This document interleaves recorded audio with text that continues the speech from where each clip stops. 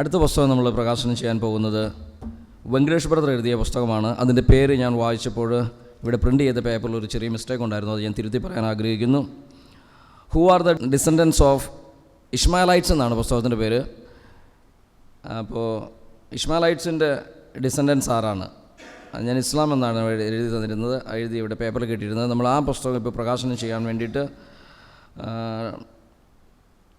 Professor Roy Paul sir അത് pastor Paul ജോർജിന് കൊടുത്തുകൊണ്ടാണ് ആ പുസ്തകം പ്രകാശനം ചെയ്യുക.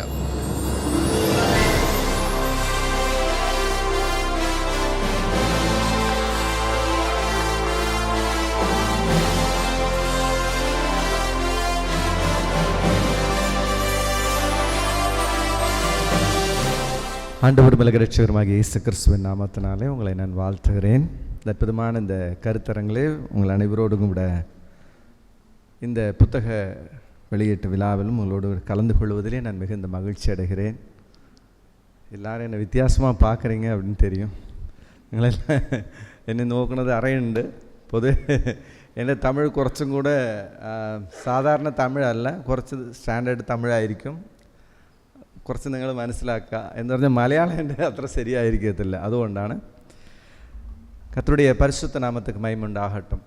இந்த புத்தகம் இன்றைக்கு இஸ்மவேல் சந்ததிகள் யார் அப்படிங்கிறது தான் இந்த புத்தகத்துடைய பெயர். அருமையான பிரதர் ஜெரி அவர்கள் என்னை தொடர்ந்து உற்சாகப்படுத்தினதனுடைய விளைவாக இந்த புத்தகம் இன்றைக்கு வெளிவருவதற்கு தேவன் கிருபை செய்தார். கடந்த ஆண்டிலே அருமையான சகோதரர் சொன்னது போல 100 புத்தகங்கள் வெளியிட வேண்டும் அப்படிங்கிற அந்த நோக்கம், அந்த விஷயந்தான் எங்களை பிரதர் பிரவீனுடைய அந்த மறைவு எங்கள் எல்லோருக்குள்ளாக ஒரு வேகத்தை கொடுத்துருக்கிறது அப்படிங்கிறது ரொம்ப முக்கியமானது. ஆண்டுடைய அந்த பரிசுத்த ஆவியானுடைய அந்த ஏவுதல் உந்துதல் எங்களுக்குள்ளாக கிரியை செய்கிறது ஒவ்வொருவருக்குள்ளும் அப்படின்னு நாங்கள் விசுவாசிக்கிறேன். ஏன்னா பல ஆண்டுகளாக இந்த ஊழியத்தில் விசுவாச தற்காப்பு ஊழியங்களில் நாங்கள் இருந்தாலும் குறிப்பாக இந்த புத்தகம் எழுதுறது அப்படிங்கிறதுல எல்லாருக்கும் ஒரு மடி ரொம்ப ஜாஸ்தி இருக்குது. ரொம்ப அதில் சாதாரணமாக நாங்கள் விரும்பலை, ரொம்ப புத்தகம் எழுதணும் அப்படிங்கிற முயற்சிகள் நாங்கள் அதிகமாக எடுக்கலை. அதில் ரொம்ப பின்னடைவு இருந்தது அப்படிங்கிறது தான் ரொம்ப முக்கியம். ஆனால் இன்றைக்கு அந்த விஷயத்தில் நாங்கள் மாற்றி இருக்கிறோம் அப்படிங்கிறது ரொம்ப முக்கியம். இல்லை, புத்தகம் எழுதணும், நிச்சயமாக இந்த நம்முடைய விஷயங்கள் அநேகருக்கு கொண்டு செல்லப்பட வேண்டும், அடுத்த சமுதாயத்துக்கு இதை கடத்த வேண்டும் அப்படிங்கிற அந்த எண்ணத்தோடு கூட தான் இன்றைக்கு இந்த புத்தகங்கள் எழுதும்படியாக நாங்கள் முயற்சித்து பல நாட்கள் அதை குறித்த எண்ணங்கள் இன்றைக்கு அவைகள் செயல்பட ஆரம்பித்திருக்கிறது அப்படின்னு நான் நம்புகிறேன். அதன்படியாக இந்த இஸ்மவேல் சந்ததிகள் யார் அப்படின்னு என்னுடைய இந்த முதல் புத்தகத்தை எழுதுவதற்கு நான் ஏன் முடிவு செய்தேன் அப்படிங்கிறது ரொம்ப முக்கியமானது. எவ்வளவோ தலைப்புகள் இருக்கிறது இஸ்லாமிய சமுதாயத்தை, அதாவது விசுவாச தற்காப்பு ஊழியத்தில் இஸ்லாமிய மக்கள் நம்மிடத்தில் கேட்ட எத்தனையோ கேள்விகள் இன்றைக்கு இருக்கும் பொழுது, அதே நேரத்தில் மற்ற சமயத்தவர்கள் வேதாகமத்தை குறித்து நிறைய கேள்விகள் கேட்டிருக்கும் பொழுது, நமக்கு நிறைய தலைப்புகள் இருக்கும் பொழுது ஏன் இந்த தலைப்பை நான் தேர்ந்தெடுத்தேன் அப்படிங்கிறது ரொம்ப முக்கியமான ஒரு செய்தி. ஏன் அப்படின்னா, ஏறக்குறைய 1993-94 ஆண்டு முதற்கொண்டு இஸ்லாமிய மக்களிடத்திலே நான் தொடர்ந்து பேசிக்கொண்டிருக்கிறேன், அவர்களோடு கூட இடைப்பட்டு கொண்டிருக்கிறேன். ஆனால் என்னை அதிகமாக சிந்திக்க வைத்த ஒரு கேள்விதான், அவர்கள் எப்படி இஸ்லாமிய மக்கள் எப்படி இஸ்மவேலுடைய சந்ததிகளாக இருக்க முடியும் அப்படிங்கிற ஒரு கேள்வி எனக்குள்ளாக பல காலமாக தோன்றிக்கொண்டே இருந்த ஒரு கேள்விதான். இந்த கேள்வியை முதலாவது நான் மற்றவர்களிடத்தில் கேட்கல, இந்த கேள்வி முதலாவது எனக்குள்ளாக ஏற்பட்ட ஒரு கேள்வி. ஏன் அப்படின்னா, நான் படித்த ஆரம்ப காலங்களிலே இஸ்லாமிய மக்களை குறித்து கிறிஸ்தவ புத்தகங்களிலோ அல்லது கிறிஸ்தவ ஏதாவது ஜெப குறிப்புகளிலோ அவளை குறித்து வரும்போது அவர்கள் சொல்லக்கூடிய ஒரு விஷயம் என்னென்னா, இஸ்மவேல் சந்ததியர்களுக்காக ஜெபிப்போம் அப்படின்னு எழுதியிருப்பார்கள். நம்முடைய ப்ரேயர் பாயிண்ட்ஸில் இஸ்மவேல் சந்ததிகளுக்காக ஜெபிப்போம் அப்படிங்கிறது தான் அந்த ப்ரேயர் பாயிண்ட்ஸாக இருக்கும். அப்போ இஸ்மவேலுடைய சந்ததிகள் அப்படின்னா யார் அப்படின்னும் போது நமக்கு சொல்லிக் கொடுக்கப்பட்டது என்னென்னா, முஸ்லீம்கள் அவர்கள் இஸ்மவேலுடைய சந்ததிகள், நாமெல்லாம் ஈசாக்கினுடைய சந்ததிகள் அப்படின்னு சொல்லிக் கொடுப்பார்கள். அப்போ இன்னும் கொஞ்சம் விவரமாக கேட்கும்போது, நாம் எப்படி ஈசாக்கினுடைய சந்ததி அப்படின்னா, நாமெல்லாம் ஆபிரகாமுடைய சாராள் மூத்த மனைவியாகிய சாராளுடைய பிள்ளைகள், அவர்கள் அவருடைய மறுமனையாட்டியினுடைய பிள்ளைகள் அப்படின்னு சொல்லுவாங்க. நாமெல்லாம் ஒரு லீகல் ஒய்ஃபோட பிள்ளை, அவங்க வந்து இல்லீகல், அவங்க வந்து சரியான ஒய்ஃப் கிடையாது, ஒரு அடிமை பெண்ணை வந்து அவர் வந்து தன்னுடைய மனைவி வந்து அவர்கள் கொடுத்தார்கள். அதனால் அவர்களுடைய பிள்ளைகள் அந்த வம்சத்தில் அவங்க வந்தவங்க, அதனால் அவங்களும் நம்மளும் சின்ன சித்தம்மா பெரியம்மா பசங்க அப்படின்னு சொல்லுவாங்க. அதாவது அவர்கள் நம்ம சித்தி பசங்க அப்படின்னு நான் சொல்லக்கூடிய விஷயங்களை நான் கேள்விப்பட்டிருக்கிறேன். இது எனக்குள்ள பல கேள்விகளை உருவாக்கி கொண்டே இருந்தது. ஆனால் எல்லாருமே இதை பற்றி சொல்லும் பொழுது நாமளும் அதை அப்படியே என்ன செஞ்சுருவோம், 100 பேர் ஒரே மாதிரி செஞ்சால் நாமளும் என்ன பண்ணுவோம், நாமளும் அதே தான் செய்வோம் அப்படிங்கிறது தான் ரொம்ப முக்கியம். எல்லாரும் சொல்கிறாங்களா, நம்மளும் சொல்லுவோம் அவர்கள் இஸ்மவேல் சந்ததி அப்படின்னு நாமும் ஒத்துக்குவோம். அப்போ முஸ்லீம்கள்கிட்ட போகும்போது அவர்களும் சொல்லுவாங்க, நாங்களாம் இப்ராஹிமுடைய வழித்தோன்றர்கள், இஸ்மவேலுடைய சந்ததியில் வந்தவர் தான் எங்கள் முகமது நபி அப்படின்னு சொல்லுவாங்க. இது திரும்ப இதை வாசிக்க ஆரம்பித்த போது, படிக்க ஆரம்பித்த போது எனக்குள்ளாக பெரிய கேள்விகளை திரும்ப திரும்ப திரும்ப திரும்ப எழுப்பிக் கொண்டே இருந்த ஒரு விஷயம். நான் வேதாகமத்தை அதிகமாக வாசிக்க ஆரம்பித்த போது முதலாவது புரிந்து கொண்ட ஒரு விஷயம் என்னென்னா, இஸ்மவேலை குறித்து கிறிஸ்தவர்களுக்கே பல விஷயங்கள் தெரியவில்லை அப்படிங்கிறது தான் ரொம்ப முக்கியம். இஸ்மவேல் யார் அப்படிங்கிறது கிறிஸ்தவர்களுக்கே இன்னும் புரியலை அப்படின்னு தான் நான் புரிஞ்சுக்கிட்டேன். ஏன்னா இஸ்மவேல் ஒரு நெகட்டிவ் கேரக்டர், ஒரு எதிர்மறையான ஒரு நபராகவே பொதுவான கிறிஸ்தவர்கள் பாவிக்கிறத நான் பார்த்துருக்கிறேன். ஏன்னா கிறிஸ்தவர்கள் சொல்லுவாங்க, இஸ்மவேல் ரொம்ப துஷ்ட மனுஷன், ரொம்ப மோசமானவன், அவன் வந்து பிரதர்ஸ்க்கு எதிராக இருப்பான், அதனால் அவன் ரொம்ப மோசம், அவன் அப்படி மோசமாக இருந்ததுனால தான் அவங்க சந்ததிகள் எல்லாம் உலகம் முழுவதும் என்ன செஞ்சுக்கிட்டு இருக்கிறாங்க, நமக்கு எதிராக பல வேலைகளை செய்து கொண்டிருக்கிறார்கள். இப்போ 2 மேட்ச் ஆகுது. என்னது, பைபிளில் சொல்லியிருக்குது அவன் ரொம்ப மோசமானவன் அப்படின்னு சொல்லியிருக்குது, அவன் வந்து சகோதரர்களை எதிர்ப்பான்னு சொல்லியிருக்குது. உலகம் முழுவதும் இஸ்லாமிய மக்கள் என்ன செய்கிறாங்க, கிறிஸ்தவர்களுக்கு எதிராக, யூதர்களுக்கு எதிராக செயல்படுறாங்க, அதனால் பைபிள் சொன்னது இன்றைக்கு வரைக்கும் தீர்க்க தரிசனமாக நடந்து கொண்டிருக்கிறது அப்படின்னு நிறைய பெரிய பெரிய ஊழியர்கள் பேசுவதை நான் கேட்டிருக்கிறேன். இது எனக்குள்ள பெரிய தாக்கத்தை ஏற்படுத்தினது. என்ன அப்படின்னா, வேதாகமம் ஆதியாகமம் 16வது அதிகாரத்திலே ஒரு மனிதன் பிறப்பதற்கு முன்பாகவே, ஒரு மனிதன் இந்த பூமியிலே பிறப்பதற்கு முன்பாகவே அவர் வயிற்றில் இருக்கும் பொழுது அவனுடைய தாயாரை கடவுள் சந்தித்து, அவனுடைய தாயாரை கடவுள் பார்த்து சொல்லுகிறார், உன்னுடைய மகன் உன்னிடத்தில் பிறக்கப் போகிறவனுக்கு இஸ்மாயேல் என்று பெயரிடுவாயாக என்று வேதாகமத்தில் சொல்லப்பட்டிருக்கிறது.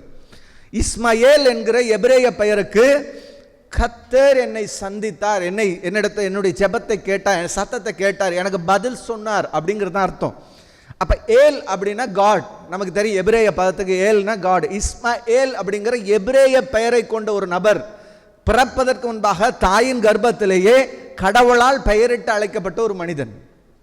அப்படிப்பட்ட ஒரு மனிதனை குறித்து நம்முடைய மைண்டில் என்ன நினைச்சிருக்கோம், அவன் ரொம்ப மோசமானவன், அவனுடைய சந்ததிகள் எல்லாம் இந்த உலகத்திலே கெட்டது நடக்கிறதுக்கெல்லாம், தீவிரவாதம் நடக்கிறதுக்கெல்லாம் காரணம் யாரு, ஆபிரகாம் ஒரு பெரிய தப்பு செஞ்சிட்டாரு, அவர் செஞ்ச தப்புனால பிறந்த இந்த பையன் தான் என்ன செஞ்சிருக்கான், இத்த பெரிய சந்ததிகளுக்கும் காரணமா இருக்கிறான் அப்படிங்கிறத நம்ம மண்டையில் கிட்டத்தட்ட பல நூற்றாண்டுகளாக நம்ம சபைகள் பேசி கொண்டிருக்கிறவைகள் ரொம்ப யோசிப்பார்.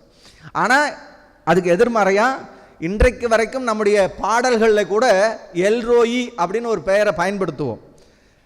நீர் என்னை காண்கிற தேவன் அப்படிங்கிறதுக்கு அர்த்தம். இது யார் வைத்த பெயர், ஆகார் என்று சொல்லி நாம் சொல்லக்கூடிய ஒரு அடிமை பெண் தான், சாராளுடைய அடிமை பெண் தான் கடவுளுக்கு இட்ட பெயர் தான் எல்ரோயி. எல்ரோயி அப்படிங்கிற பெயர் இன்றைக்கு வரைக்கும் சபைகள் பாடல்களை பாடுகிறார்கள். எங்கள் தமிழ்நாட்டில் ஒரு நல்ல பாடல் இருக்குது, எல்ரோயி அப்படின்னு சொல்லி பாடல் இருக்கிறது. அப்போ எல்ரோயி என்னால் கடவுள் என்னை பார்க்குறாரு, என் சத்தத்தை கேட்டாரு, எனக்கு ஆன்சர் பண்ணிட்டாரு அப்படின்னு சொல்லி தான் அந்த வார்த்தைக்கு அர்த்தம் இருக்கிறது. அப்போது கடவுள் ஆகாரை கண்டார், ஆகாருடைய பிள்ளையை கண்டார், அவனை ஆசீர்வதித்தார். ரொம்ப முக்கியம். 17வது அதிகாரத்தில் ஆபிரகாமிடத்தில் ஆண்டவர் சொல்லுகிறார், நான் ஈசாக்கையும் ஆசீர்வதிப்பேன், அவன் வாக்குத்தத்தத்தின் சந்ததி, ஆனால் நான் இஸ்மயேலையும் ஆசீர்வதிப்பேன். அப்ப கடவுளுடைய ஆசீர்வாதம் தான் என்ன? அவன் உலகத்தில் இத்தனை 1000 ஆண்டுகளாக மற்றவர்களுக்கு பிரச்சனையானவனாக, மற்றவர்களை அழிக்கக்கூடியவனாக இருக்கிறான்னு சொல்றது ஆசீர்வாதமா இருக்க முடியுமா? ஆசீர்வாதமா இருக்கவே முடியாது. அப்படின்னா கடவுள் சொன்னது என்ன அப்படிங்க நம்ம புரிந்து கொள்ள வேண்டும். வேதாகமத்திலே ஆதியாகமம் 16வது அதிகாரத்தில் இஸ்மயேலை பற்றி சொல்லும் பொழுது, அவன் காட்டுக்கழுதையை போன்ற ஒரு மனிதனாக இருப்பான். அவ்வளவுதான் இருக்கு பைபிள் சொல்லக்கூடியது. அவன் காட்டுக்கழுதையை போன்ற ஒரு மனிதனாக இருப்பான். அவன் தன்னுடைய சகோதரர்களுக்கு விரோதமாக எதிராக இருப்பான், அவர்களுடைய சகோதரர்களும் அவனுக்கு எதிராக இருப்பார்கள். இது 2 பேர்த்தோட பிரச்சனையை ஒழிய தனிப்பட்ட ஒரு நபருடைய பிரச்சனை அல்ல.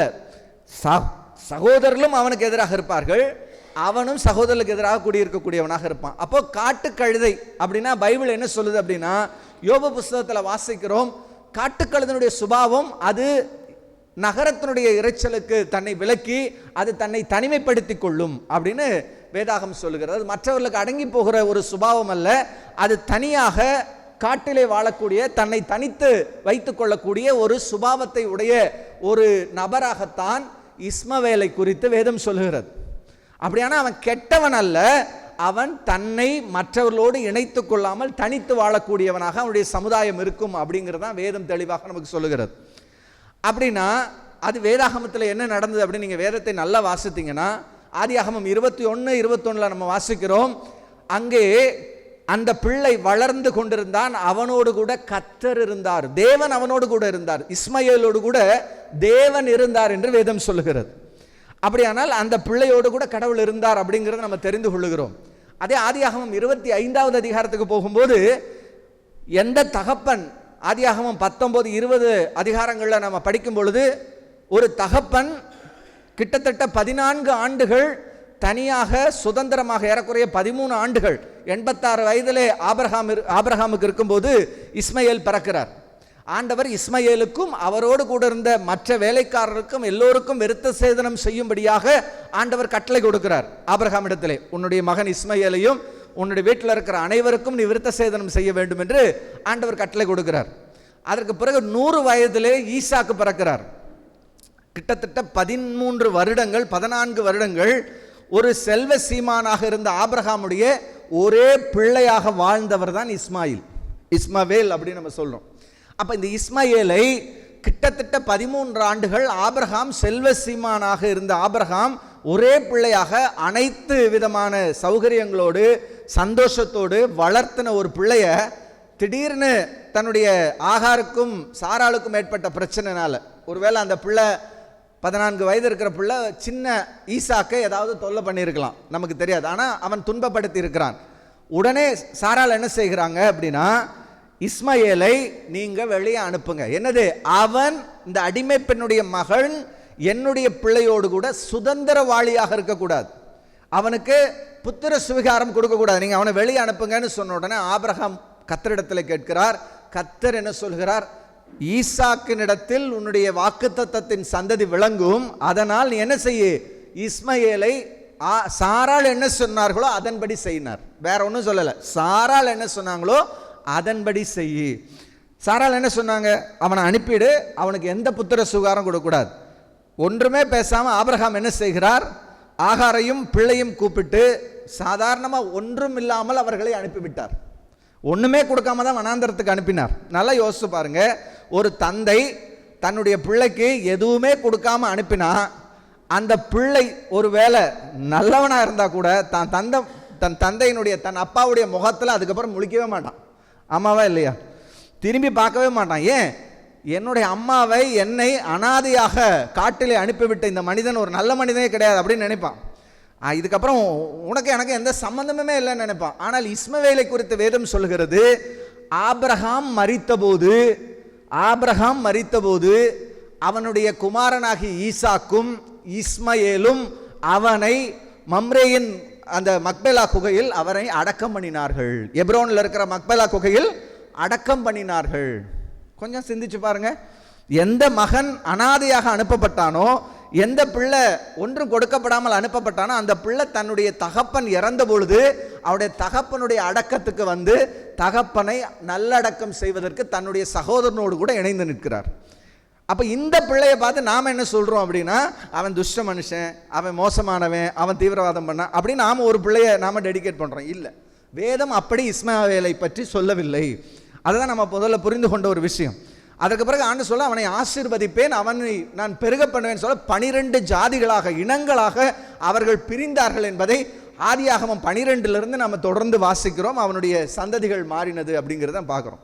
ஆனால் இந்த இடத்துல தான் எனக்கு வேறொரு விஷயத்தை ஆண்டவர் ஞாபகப்படுத்தினார். பல விஷயங்கள் இதில் கற்றுக்கொள்ளும் போது நான் புரிந்து கொண்ட விஷயம் என்னென்னா, மக்கா ஏறக்குறைய முகமது அவர்கள் வாழ்ந்த இடம் தெற்கு அரேபியாவில் இருக்கக்கூடிய மக்கா என்கிற நகரத்தில் தான் முகமது அவர்கள் குறைஷி குலத்தில் பிறக்கிறார். ஆனால் இஸ்மயேல் அவர்கள் எங்கே வாழ்ந்தார்கள் அப்படின்னும் போது அவர்கள் வடக்கு அரேபியாவில், அதாவது எப்ரோனிலிருந்து மிக அருகாமையில், அதாவது ஆபிரகாம் மரித்த போது அடக்கம் பண்ணப்பட்ட இடம் எப்ரோனில் இருக்கிற மக்பேலா குகை. இன்றைக்கும் அது இருக்கிறது. அதற்கு இஸ்லாமிய பெயர் அல் கலீல் அப்படின்னு சொல்றாங்க. அந்த இடத்துக்கு பேர், மக்பேலா குகையின் பேர் அல் கலீல். அது இன்றைக்கும் எப்ரோன், அதாவது இன்றைக்கு இருக்கக்கூடிய வெஸ்ட் பேங்க்ல இருக்கக்கூடிய எப்ரோன் என்கிற பகுதியில் இருக்கிறது. இன்றைக்கு அது ஒரு இஸ்லாமியர்களுடைய கண்ட்ரோலில் தான் இருக்கு. அந்த மக்பேலா குகையினுடைய பகுதி அங்கே ஒரு இன்றைக்கும் நம்முடைய பில்கிரிம்ஸ் போறவங்க, இந்த புனித பயணம் போகிறவர்கள் ஆபிரகாமுடைய கல்லறைக்கு போய் பார்த்து விட்டு வருகிறார்கள். இது இஸ்லாமிய அறிஞர்களும் இஸ்லாமிய சமுதாயமும் ஏற்றுக்கொள்ளுகிற ஒரு இடம்தான் இன்றைக்கு இருக்கிற எப்ரோனில் இருக்கிற மக்பேலா குகை. அப்போ ஆபிரகாம் வாழ்ந்த இடம் இன்றைக்கு இருக்கக்கூடிய இஸ்ரேல் தேசத்திற்கு அருகில் நாம் பார்க்குற வெஸ்ட் பேங்க்ல மேற்கு கரை பகுதியில் இருக்கக்கூடிய இடத்துல தான் இன்றைக்கு எப்ரோன் இருக்கிறது. இங்கிருந்து ஏறக்குறைய மக்கா கிட்டத்தட்ட 1200 கிலோமீட்டர் இன்றைக்கு இருக்கிற டேட்டில். அப்போ ஒருவேளை இஸ்மாயில் அங்கே வாழ்ந்திருந்தா ஆபிரகாம் இறந்து விட்டார் என்ற செய்தி முதல்ல அவருக்கு போய் சேரணுமே. 1200 கிலோமீட்டர் முன்னாடி, இன்னையிலிருந்து 4000 வருஷத்துக்கு முன்னாடி ஒரு டெத் நியூஸ் போய் அங்கிருந்து ஜனங்க திரும்ப வரணும் அப்படின்னா, ஒரு நபர் இங்கே திரும்ப அந்த டெத்துக்கு வரணும்னா எத்தனை மாதங்கள் பிடித்திருக்க வேண்டும்? கொஞ்சம் சிந்திச்சு பாருங்க. அப்போ வேதாகமம் சொல்லக்கூடிய இஸ்மாயிலுடைய வாழ்விடம் என்பது அது வடக்கு அரேபியா, இன்னைக்கு இருக்கக்கூடிய எப்ரோன். அதுக்கப்புறம் அந்த பக்கத்தில் நம்ம வேதம் சொல்லுகிறது சூர் போகிற ஆவிலா என்கிற தேசத்திலே இஸ்மாயில் குடியிருந்தான். அவன் சூருக்கு போகிற எகிப்துக்கு போகிற பகுதியில் அவன் குடியிருந்தான். அவன் பாரான் வனாந்தரத்திலே குடியிருந்தான். இவைகள் எல்லாம் இஸ்ரவேல் தேசத்திற்கு, அதாவது ஆபிரகாம் வாழ்ந்த பகுதிக்கு மிக நெருக்கமாக, ஒருவேளை ஒரு 50 கிலோமீட்டரோ 100 கிலோமீட்டரோ இருக்கக்கூடிய ஒரு இடத்துல தான் இருந்திருக்க முடியுமே ஒழிய 1200 கிலோமீட்டர் தாண்டி மக்காவில் போய் ஒருபோது என்ன செய்யல இருந்திருக்கிறதுக்கான வாய்ப்புகள் கிடையாது. இதுதான் முதல்ல நாம புரிந்து கொள்ள வேண்டியது. வேதாகமம் இதை நமக்கு தெளிவுபடுத்துகிறது. சரி, இதை தாண்டி நாம இஸ்லாமிய அறிஞர்கள்ட்ட போகும்போது அவர்களும் என்ன சொன்னாங்க? ஆமா, எங்க நபி முகமது நபி இஸ்மாயில் சந்ததியில் வந்தவர். அப்போ வேதாகமத்தில் நான் பார்க்கும்போது, குரானில் பார்க்கும்போது ஒரே ஒரு விஷயம் நான் சொல்லி முடிக்க போறேன். அங்க ஒரு வசனம் இருந்தது, முகமதுவே உன்னை நான் எந்த சமுதாயத்துக்கு அனுப்பியிருக்கிறேன் என்றால், உனக்கு முன்பாக எந்த தீர்க்கதரிசியும் வராத ஒரு சமுதாயத்துக்கு தான் நான் உன்னை நபியாகவும் தீர்க்கதரிசியாகவும் அனுப்பியிருக்கிறேன். எந்த சமுதாயத்தில் தீர்க்கதரிசியே வரலையோ அந்த தீர்க்கதரிசி வராத சமுதாயத்துக்கு தான் உன்னை நான் அனுப்பியிருக்கிறேன் அப்படின்னு குரான் சொல்லுகிறது. இது முஸ்லிம் மக்கள் ஸ்லாகிச்சு பல புத்தகங்கள் போட்டிருக்காங்க. என்னன்னா, அவர் பேர் உம்மி நபி. உம்மி நபி அப்படின்னா என்னன்னா, உம்மி அப்படின்னா அம்மான்னு அர்த்தம். அம்மானா தாய்னு அர்த்தம். மக்காவுக்கு பேர் என்னன்னா தாய் நகரம் அப்படின்னு அர்த்தம். இது உம்மிக்கு இன்னொரு அர்த்தம் இருக்கிறது, கல்வி அறிவில்லாதவர்னு சொல்லுவாங்க. அப்போ இந்த 2 அர்த்தம் கொண்டவர் முகமது நபி. அவர் உம்மி நபி. ஏன்னா அவர் தாய் நகரமாகிய மக்காவுக்கு எந்த கல்வி அறிவும் பெற்றிராத, அதாவது அதற்கு முன்பாக எந்த வேதமோ எந்த நபியோ வராத ஒரு சமுதாயத்துக்குத்தான் முகமது தீர்க்கதரிசியாக வந்திருக்கிறார். அப்படின்னா இவங்க சொல்கிறாங்களே ஏற்கனவே நபியான இஸ்மாயிலுடைய சமுதாயத்தில் தான் முகமது வந்தாருங்கிறது எப்படி சரியாக இருக்க முடியும்? குர்ஆன் சொல்லுகிறது எந்த நபிமாரும் வராத சமுதாயத்துக்குத்தான் முகமதுவை நான் அனுப்பி இருக்கிறேன். அல்லாஹ் சொல்றார் எந்த வேதமும் இறங்காத சமுதாயத்துக்குத்தான் நான் முகமதுவை தீர்க்கதரிசியாக அனுப்பியிருக்கிறேன் குர்ஆன் சொல்லுகிறது. அப்படியானா எப்படி முகமது இஸ்மாயிலுடைய சந்ததியில் வர முடியும்? இஸ்மாயில் ஏற்கனவே நபியா வந்தார்னு குர்ஆன் சொல்லுகிறது. அப்போ எப்படி குர்ஆன் ஏற்கனவே நபியாக வந்தவருடைய வம்சத்தில் முகமது வந்திருக்கிறதுக்கான வாய்ப்பில்லை என்று சொல்லும் பொழுது இன்றைக்கு இஸ்லாமிய உலகம் என்ன நம்புகிறது? முகமது நபி அவர்கள் இஸ்மாயிலுடைய சந்ததியில் வந்துட்டாரு. அப்போ நேர் எதிரான ஒரு நம்பிக்கையை அவர்கள் தங்களுடைய நம்பிக்கை எதிராகவே கொண்டிருக்கிறாங்க அப்படிங்கிறத புரிஞ்சுக்கிட்டேன். அப்போ இதை ஒரு புத்தக வடிவில் நம்ம கொண்டு வரணும் அப்படிங்கிறது ரொம்ப நாளாக யோசித்தது. இதை மட்டுமல்ல, தொல்லியல் ரீதியாக மக்கா நகரம் அப்படிங்கிறது கிட்டத்தட்ட இவர்கள் சொல்லுகிற காலம் கிட்டத்தட்ட கிமு 2000. ஒருபோதும் அங்கே மக்கா என்கிற நகரம் இருந்ததற்காகவோ அங்கே ஒரு ஜம்சம் அப்படிங்கிற ஊற்று இருந்ததுக்காகவோ எந்த ஒரு தொல்லியல் ஆதாரங்களும் கிடையாது. அப்படிப்பட்ட ஒரு பெரிய நகரம் இருந்திருந்தா, அப்படிப்பட்ட ஒரு பெரிய வழிபாட்டு தலம் இருந்திருந்தா இன்றைக்கு எவ்வளவோ தொல்லியல் ஆதாரங்கள் நமக்கு கிடைத்திருக்கும். ஆனால் எந்த தொல்லியல் ஆதாரமோ எந்த ஒரு ஆராய்ச்சியாளர்களோ நமக்கு சொல்லவில்லை. அப்போ மக்காங்கிற நகரம் எப்போ வந்திருக்கு அப்படின்னு பார்த்தீங்கன்னா கிறிஸ்துவுக்கு முன் ஒரு 2 நூற்றாண்டுகளுக்கு முன்பு தான் ஒரு சின்ன ஒரு அடையாளமே அங்கே இருக்க ஒரு மக்காங்கிற ஒரு நகரத்தை பற்றியே சொல்ல போனால் அதுக்கு பிறகுதான் மக்கா நகரத்தை பற்றிய வரலாற்று குறிப்புகள் நம்ம பார்க்குறோம். ஆனால் பைபிளில் சொல்லப்பட்ட இஸ்மாயிலை பற்றிய குறிப்புகள் எல்லாம் வரலாற்றில் உண்மைப்படுத்தப்பட்டிருக்கிறது. நம்ம நல்லா புரிந்து கொள்ள வேண்டும். வரலாற்றிலே இஸ்மாயிலை பற்றி சொல்லும் பொழுது வேதாகமத்திலே ஒரு சில குறிப்புகள் வருகிறது. அந்த குறிப்புகள் எல்லாம் ஆராய்ச்சியாளர்களால் உறுதிப்படுத்தப்பட்டிருக்கிறது. அப்படிப்பட்ட ஒரு நபர் இருந்தார் அப்படின்னு. கடைசி இப்போ அடுத்த ஒரே ஒரு விஷயம் மட்டும் சொல்லி முடிக்கிறேன். இஸ்மாயில் அவர்கள் மக்காவுக்கு போய் ஆபிரகாம் விட்டுட்டு வந்துட்டார். இது இஸ்லாமிய நம்பிக்கை. மக்காவில் விட்டுட்டு வந்த இஸ்மாயிலுக்கு ஏமன் தேசத்திலிருந்து வந்த ஒரு ட்ரைபிள், ஒரு பழங்குடிகள் என்ன சொல்லி கொடுத்தாங்களாம்? அரபு மொழி கற்றுக் கொடுத்தார்களாம். என்ன மொழி? அரபு மொழி. எப்போ? கிட்டத்தட்ட கிமு 2000 இஸ்மாயில் அவர்களுக்கு ஏமன்ல இருந்து வந்த ஒரு குழு அரபு மொழி கற்றுக் கொடுத்ததாக இஸ்லாமிய நம்பிக்கை சொல்லுகிறது, இஸ்லாமிய வரலாறுகள் சொல்லுகிறது. ஆனால் மொழியியல் அறிஞர்கள் சொல்லுகிறார்கள் அரபி என்கிற ஒரு மொழி உலகத்தில் முதலாக கண்டுபிடிக்கப்பட்ட அந்த காலங்கள் அப்படின்னு பார்த்தா கிட்டத்தட்ட கிமு 6ஆம் நூற்றாண்டிலிருந்து 9ஆம் நூற்றாண்டு 10ஆம் நூற்றாண்டுக்கு மேலே அரபிக்கான லைஃபே கிடையாது அப்படிங்கிறாங்க மொழியியல் அறிஞர்கள் சொல்கிறாங்க. அரபிங்கிற மொழியே கிடையாது. மொழி வந்து அதனுடைய எழுத்துக்கள் எல்லாம் வர காலம் பார்த்தீங்கன்னா கிறிஸ்துவுக்கு முன் 4ஆம் நூற்றாண்டு 5ஆம் நூற்றாண்டில் தான் அரபி மொழி எழுத்துக்களே கிடைத்து கொண்டிருக்கிறது. அதுவும் அரபி மொழியில் இல்லை, அது வேற்று எழுத்துக்களிலே அரபி எழுதப்பட்டிருக்கிறது. அப்படியான அன்னையிலிருந்து 1200 வருஷம் 1500 வருஷம் முன்னாடி எப்படி இஸ்மாயிலுக்கு அரபி மொழி கற்றுக் கொடுக்கப்பட்டிருக்க முடியும்? அப்போ அரபி மொழியே இல்லாத போது அரபி மொழி கற்றுக் கொடுக்கப்பட்டதாக எழுதப்பட்டிருந்தால் அது ஒருபோதும் என்னவா இருக்க முடியாது? வரலாற்றின்படி இருக்க முடியாது. வேதாகமம் சொல்லக்கூடிய இஸ்மாயில் என்பவர் அவர் ஒரு எபிரேய தகப்பனுக்கும் ஒரு எகிப்திய தாய்க்கும் பிறந்தவர். அவர் ஆரம்ப காலத்தில் அவருடைய காலத்தில் அவர் நல்ல மனிதனாக இருந்தார், ஆண்டவரால் ஆசீர்வதிக்கப்பட்டவராக இருந்தார். அவருடைய சந்ததிகள் கர்த்தருக்கு விரோதமாக போனார்கள், இஸ்ரவேலுக்கு விரோதமாய் போனார்கள். அதன் பின்பு அவர்கள் பல காரணங்களால் அவர்கள் அடையாளம் இழந்தார்கள் அப்படிங்கிறது தான் வேதம் தெளிவுபடுத்துகிறது. அதைத்தான் இந்த புத்தகத்தில் நான் தெளிவுபடுத்தியிருக்கிறேன். இந்த எல்லா காரியங்களுக்கும் எனக்கு உதவியாக இருந்த என்னுடைய நண்பர்கள் அனைவருக்கும் நான் நன்றி செலுத்திக் கொள்கிறேன். உங்கள் அனைவருக்கும் ஆண்டவராக இயேசு கிறிஸ்துவின் நாமத்தின நன்றிகளையும் வணக்கங்களையும் தெரிவித்துக் கொள்கிறேன். அனைத்து காரியங்களுக்கும் தேவன் கிருபை செய்தவன ஆண்டவருக்கு என்னுடைய உள்ளத்தின் ஆழத்திலிருந்து நன்றிகளையும் ஸ்தோத்திரங்களையும் ஏறெடுக்கிறேன். God bless you.